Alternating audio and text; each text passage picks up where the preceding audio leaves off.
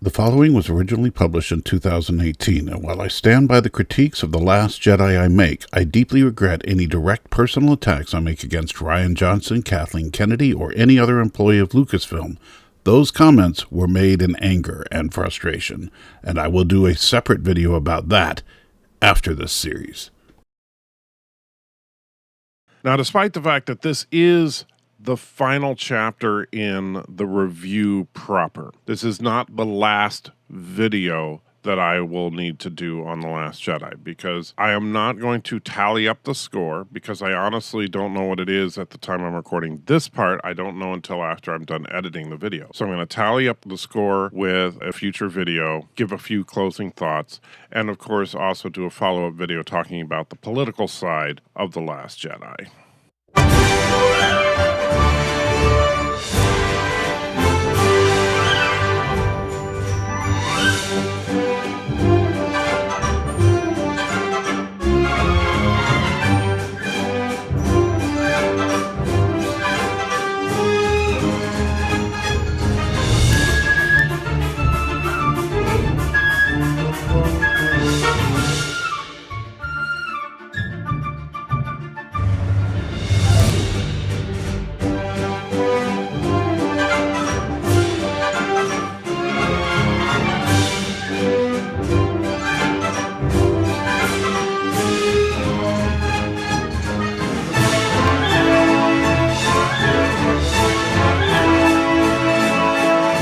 Last time on the Anti-Trekker, wow, I just realized that this time is the last time I will say last time on the Anti-Trekker when referring to The Last Jedi.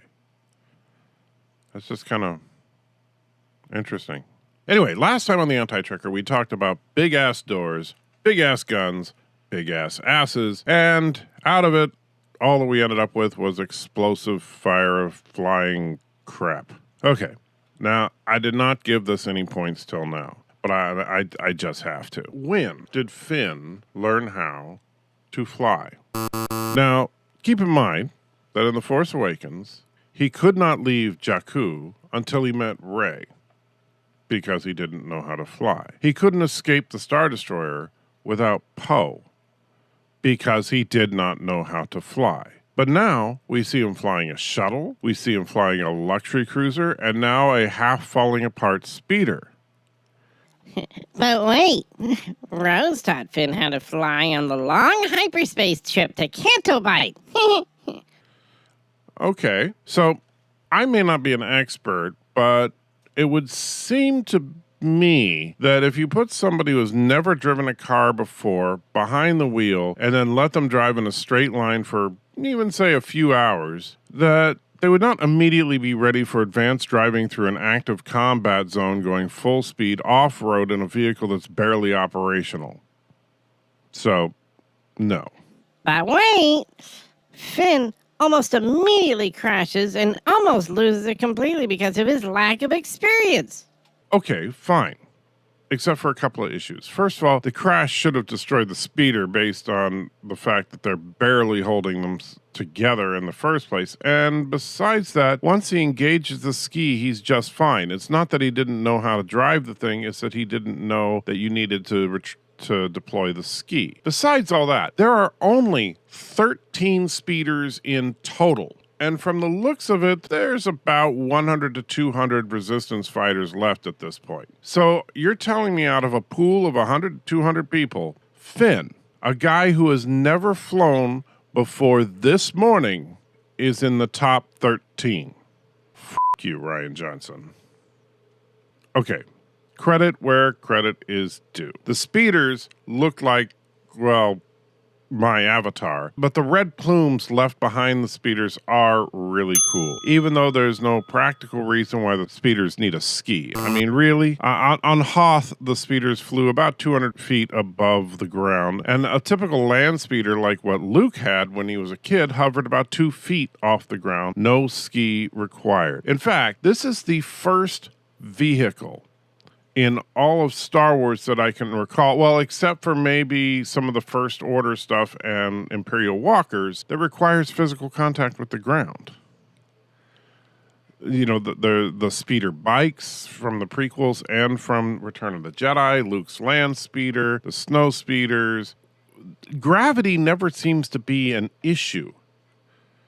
Wheels don't seem to be a necessary thing in Star Wars. So why are these skis necessary? Even for old Star Wars tech, this makes no sense. This would have to be like hundreds of years old for it to make any logical sense in the Star Wars universe. Oh, but you, Rian Johnson. Okay. Oh, look. Poe accidentally kicked out the bottom of his ship because they're such crap. More slapstick comedy because that's what we come to a Star Wars film for, right? Oh, look. A random person we've never seen before. Yay. Oh, look, another random person, and another, and a creepy alien. But we've seen him before, so he'll probably live, I guess. Oh, sweet little Rose is there, too. Yeah, because, Rose, the girl who had the job of guarding the escape pods, is not only one of the best engineers in the universe, but also happens to be a crack fighter pilot, because why not? Frankly, at this point, I'm surprised Rose is not a Jedi. I am so sick of that stupid medallion. Seriously, every time I see it, I just want to punch Rian Johnson in the face. Not because I hate the design, not even because I can't stand the arrogant, condescending, psychotic, self-righteous murdering jerk that owns it, but because it reminds me of the same person it reminds Rose of. Paige, the interesting character that they killed off after 2 minutes of screen time in favor of this crap. You, Rian Johnson. You. Rose. The...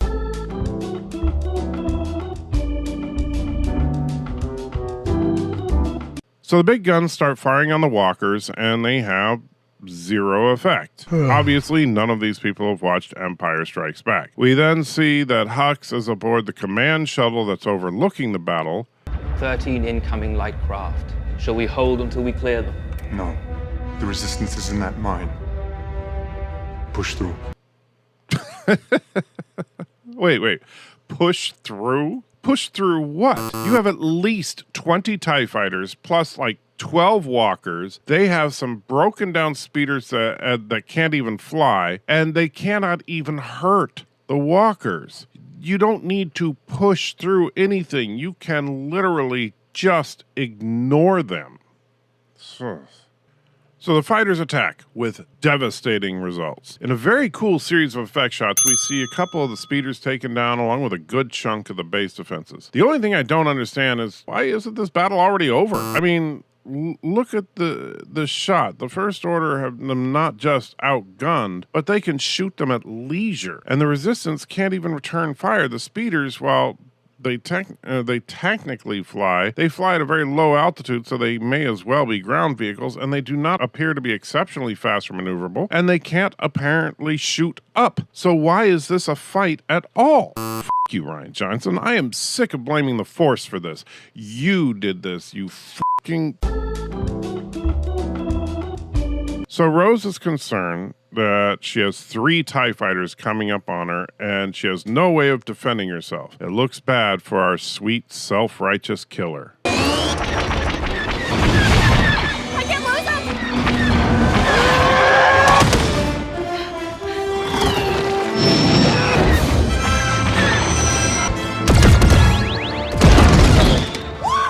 I like this! F*** you, Rian Johnson. F*** you in the... Let me make this clear. As much as I dislike Rose, I am not angry that she survives this. It's not even the Falcon Ex Machina. In fact, I thought the shot of the shadow of the Falcon was kind of cool. It's not even the stupid Porg thing here. It is that Rey, the person who knows how to fix the Falcon better than Han, who knows how to swim despite never seeing a body of water in her life, who knows how to use the Force just because she wants to, cannot even try to resist the dark side, yet pay no consequence for it, can outfight Kylo Ren and the Praetorian Guards, and even Luke f***ing Skywalker, can fly the Falcon better than Han, Chewbacca, and Lando. Yeah, that Rey? Now, on top of all that, she's the best gunner in the history of Star Wars. F*** you, Rian Johnson. F*** this movie. F*** all of the... I do have a couple of questions, however. First of all, what did Rey do with Snoke's personal ship? I mean, I would imagine his ship would be well armed and would have been useful.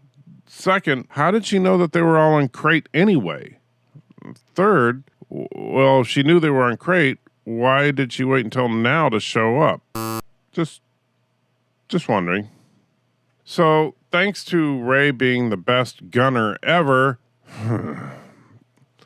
the Falcon takes down a bunch of TIE fighters right off the bat and is facing down with the oncoming ground forces. So Rey uses her newly found expert gunning ability to take down the battering ram Butthole. Rey uses her expert gunning ability to take down Hux and Kylo in the command ship. Expert gunning ability to take down the wall. She tells Chewie to just fly away, and then they do.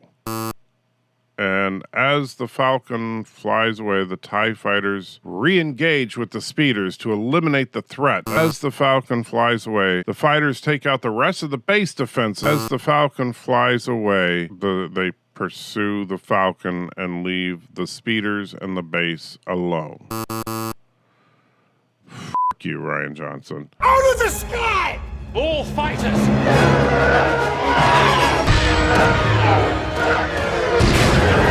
She drew them off! All of them! Oh, they hate that ship! I get that Kylo Ren might hate the Falcon, maybe? Except, no, not really. I don't. Because Kylo specifically told Rey that he did not hate Han. So why would he hate the Falcon? And how long has the Falcon even been lost? According to Rey in The Force Awakens, it's just been rusting out on Jakku for years. Han has not been an active part of the Resistance ever. So why would, as Finn puts it, they hate this ship? The problem here is that Rian Johnson does not understand that the First Order is not the Empire, and so there is no specific reason for them to hate the Falcon. But whatever. F*** you, Rian Johnson. So the Falcon flies into the Red Caves because reasons. And while it's a nice enough looking shot, I'm frankly getting bored. And that's a big problem. This should be the most exciting part of the movie. But at this point, Rey is unbeatable. The Falcon is unbeatable. The broken down speeders are unbeatable. So I don't care. There's no feeling of threat at all. So the First Order gets the butthole cannon thing in position. Finn tells everybody that the only way to take the gun down is by shooting it right in the butthole. So, okay, he says throat, but come on. It's a butthole. Well, the butthole begins to glow, which obviously means that the butthole is about to erupt with a massive explosive shot. Finn realizes, of course, that when it's ready to shoot, the butthole can be penetrated while the sphincter is open. So he tells everybody at the time. And of course, Kylo realizes their plan, so he orders them to close the sphincter. Now just orders them to shoot at the speeders. So what were they shooting at before? Whatever. F*** you, Rian Johnson. So now we meet this guy, and he dies. Apparently because he covers his eyes and lets go of the controls before his ship gets shot. Since the whole plan depended on being able to fly your ship with your eyes covered and no hands on the controls, Poe tells everybody to abandon the fight. Finn insists that they go for it. All the speeders turn back to the base except for Finn, who continues to head straight ahead for the butthole. Rose begs Finn to turn around and then move. Just like what Poe did at the beginning of the film, he just cuts off the radio. Now, I have to admit that this is the one thing in this film that Finn does that had me cheering. Cutting off Rose on the radio. Man, she's annoying. Anyway, look at this shot. Keep in mind that based on what we hear in the sound effects and everything, it looks like Finn is accelerating the speeder to full speed. Every other speeder in the battle is now heading back to the base. Oh, and look, Leia's nervous, and yeah, why not? Finn's lone speeder seems to be hard for the First Order to hit. I mean, he's heading in a straight line right for the butthole gun.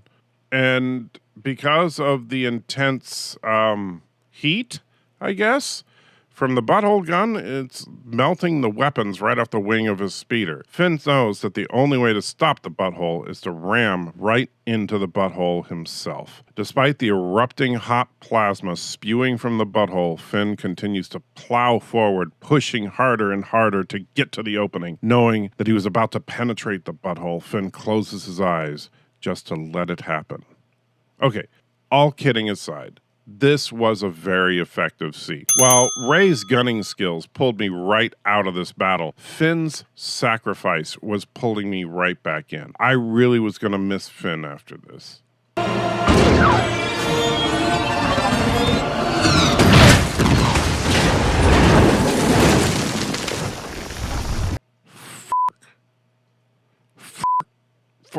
What the f***?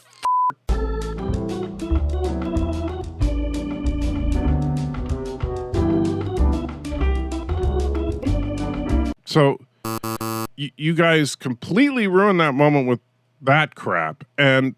Why would you do that? Huh? I was almost there. Why would you stop me? I saved you. Tell me. Wow. For a character who was condescending from the beginning, this really takes the cake. At least it can't get any worse. That's how we're gonna win. Not fighting what we hate. Saving what we love.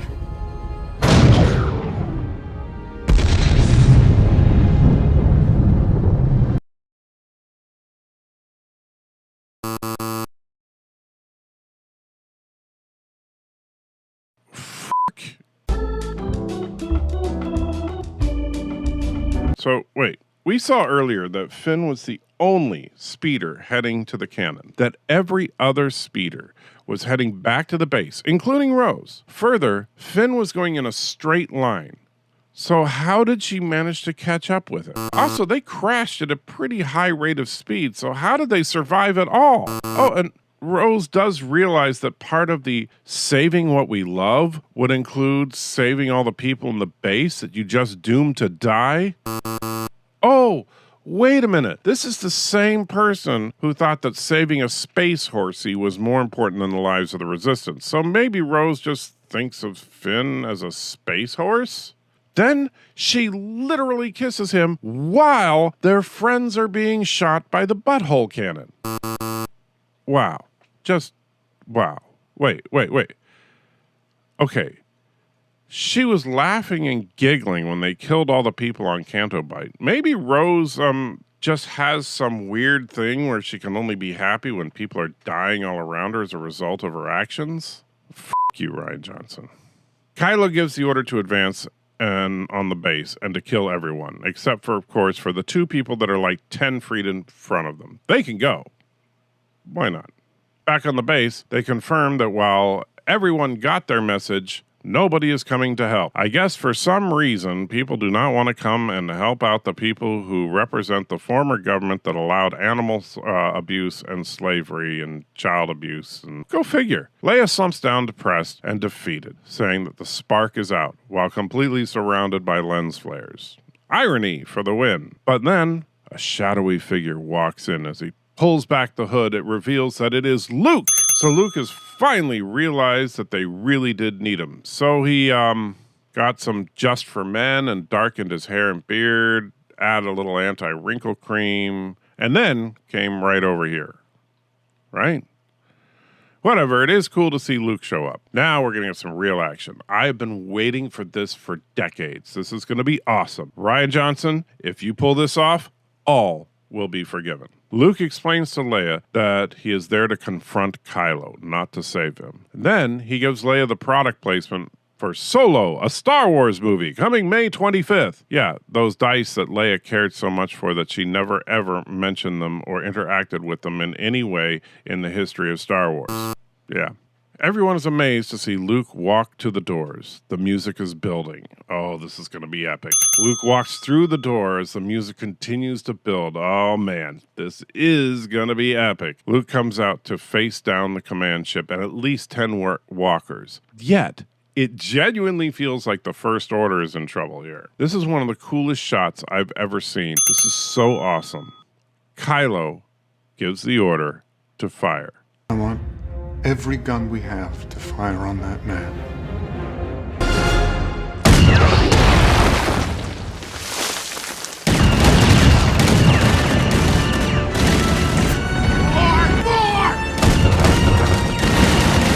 That's enough. That's enough! Do you think you got him? Wait, did Hux, the over-the-top spastic space Nazi, just tell Kylo this was overkill? Now that is a funny.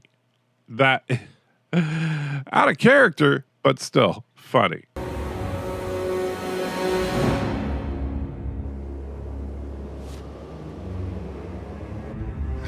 Pure awesome. So Kylo orders him to bring him down so he can confront his former master. Here we go. Oh, and Finn shows up after dragging Rose for couple of miles right in front of the First Order invasion force, and immediately after the entire area was lit up with heavy blaster fire, he just comes through the door. Sure, why not? You were doing so well, Rian Johnson. Why did you have to go and before some of you start to say, Well, actually, what you cannot see is that a lot of time passed while Luke was waiting for Kylo to come down. except for that after we see Finn, they cut back to Luke with Kylo's ship landing, and there's still hot embers coming down from the blaster barrage. So, no. Okay. Not going to let the Finn thing ruin the awesome that is going on here. So Kylo comes out of the ship. Poe is concerned because Luke is facing Kylo alone. Does Poe not know who Luke is? Anyway, Finn wants to help, but then Poe holds him back. Wait, Poe is just concerned that he's facing him alone, and now... Now Luke and Kylo light their blades and prepare to fight. Here it comes. The battle I've been waiting for 34 years. To finally see Luke Skywalker, Jedi Master, in action. Oh yeah. Then they cut back to the few remaining Resistance fighters. Come on, just stop. So they figure out that Luke is trying to buy them time, and they need to figure out a way to escape through the tunnels, blah, blah, blah, blah, blah. And they cut to the Falcon for the Falcon. I don't care. Yes, the beacon is in the caves. We get it. Poe finds the exit, but it's blocked by a big pile of rocks. So, oh no. Can we please get back to the lightsaber fight, please? Nope, because now we got to see Rey standing outside that same pile of rocks, because the most epic fight of epicness is about to go down, and we are literally watching two groups of people staring at a pile of rocks. Fuck you, Rian Johnson. Okay, so finally, we cut back to Kylo and Luke, and hey, what the fuck? Okay, maybe I'm just seeing things, but weren't they just standing here on the exposed raw red material or the minerals, and now there's salt everywhere? Are you kidding me? How are you going to make that obvious a mistake? But wait, obviously, time just passed from the first time you saw them, and the salt has blown it. No, sorry, just no. Let's look at the two shots side by side, and you can clearly see that Rey and Luke have not moved at all. They're even the same basic pose that they were in before. This is supposed to be the same shot, just from a different angle. This is stupid. But wait, the earlier shot was at a much lower angle, so it created the illusion that there was less salt on the ground. No.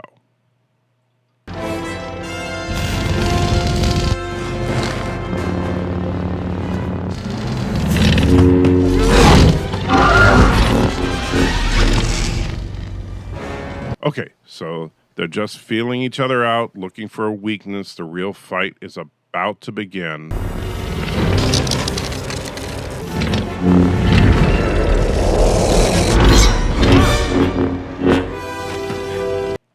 Okay, so now they're gonna talk. I failed. I'm sorry. I'm sure you are. The Resistance is dead. The war is over. And when I kill you, I will have killed the last Jedi. Amazing. Every word of what you just said is wrong. They're gonna really build up to something. The rebellion is reborn today. The war is just beginning, and I will not be the last Jedi.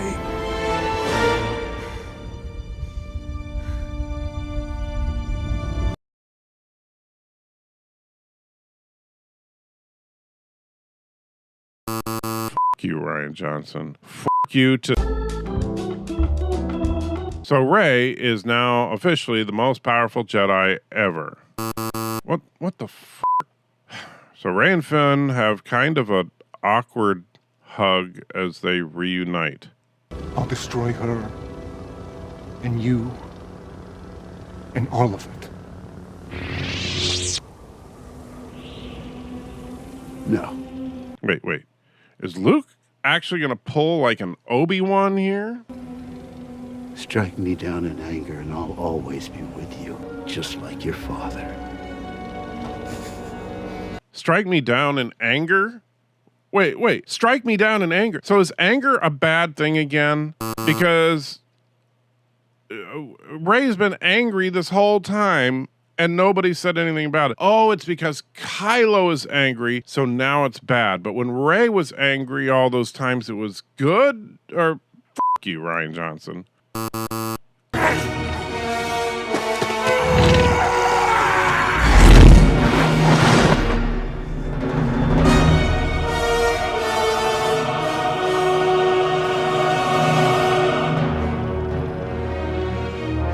Holy crap!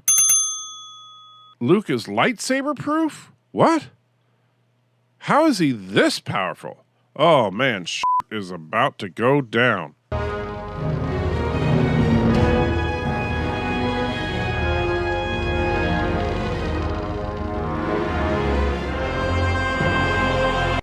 F*** you, Ryan Johnson. So Luke was just a force projection the whole time. If you were wondering why I didn't give him any points for the beard, his lightsaber being wrong, or him not leaving footprints in the salt, yeah, I knew this was coming. So just when you think that Luke is becoming a hero, it turns out he's still a coward, hiding on his island, just phoning it in. You know, like a Jedi. See you around, kid. Really? See you around, kid? That's the best you could come up with? To have Luke finish with a line that Han Solo would say? Whatever. So I guess doing a forced Skype call is really exhausting for Luke to the point of killing him. But yeah, I guess that makes sense because, you know, Yoda always said, use the Force too much, you must not, for kill you it will. Oh, wait, no. Yoda never said that. And if doing a forced Skype call kills you, then why did it not kill Kylo, Rey, or Snoke if he was behind all of it? Is Snoke that powerful? And if he is that powerful, why did you take him out like a chump? Well, at least Luke is still alive. Oh, no. So, Rey and Leia feel in the Force that Luke has died because he was tired. Well, while Luke was busy becoming one with the Force, Kylo enters the base with a platoon of not snow troopers. I don't know, salt troopers? I guess that could be a thing. Come to think of it, their helmets do look kind of like salt shakers, so maybe they're storm shakers. Yeah, that's it. Entering into the base, Kylo finds something.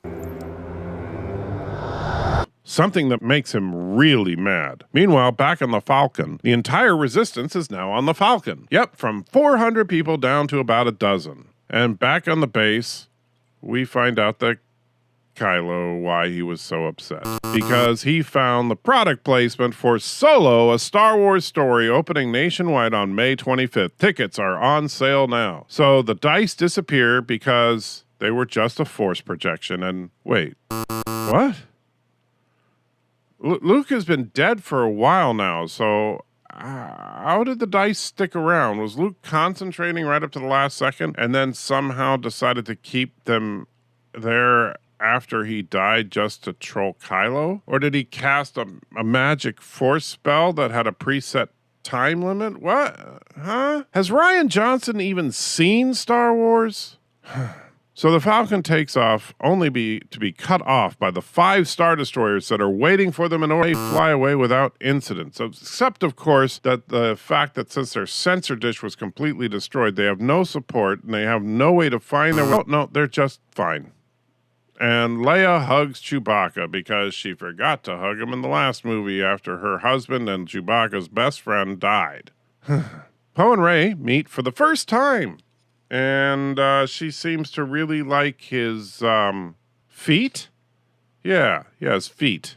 Finn goes digging around and, hey, look, there are the Jedi books that Luke wanted to not destroy or not save something. But Finn was just looking for a blanket for Rose, who is resting. Wait a minute. How did Rose even get here? They were climbing through caves and stuff, and they never showed Rose after Finn came through the front door. How is she here? Anyway, I digress. So Rose is resting, no doubt dreaming of crushing innocent people beneath her. Rey and Leia have a moment talking about how they both felt Luke dying, and Rey's questions how they can even continue. Leia just touches Rey's hand in a way that's not at all creepy and says they have everything they need. The camera pulls back to show that everybody is just having a great time and not at all concerned with the fact that some 380 of their friends and comrades have just died. And the Falcon just flies through hyperspace with no sensors, so they have no fucking idea where they're going. The end. Oh, wait, not the end? So we need to cut to a scene with the slave kids. You remember the slave kids on Canto Bight that Rose and Finn did not give a shit about when they rescued the space horsies? So the space kids are telling the story of Luke taking on the First Order. What? How the fuck do they know about this? Wow, I mean, these kids not only know the politics of the galaxy, but they're up on current events? Just wow. It is at this moment that I realized the terrible secret of this film. That secret being that Rian Johnson kidnapped 3 small children, forced them to play in a dirty dungeon-like environment, and make up a story. And that story became the script for this movie. It all makes sense. This whole movie was just a story dreamt up by 3 traumatized children. Yep, that makes it all understandable.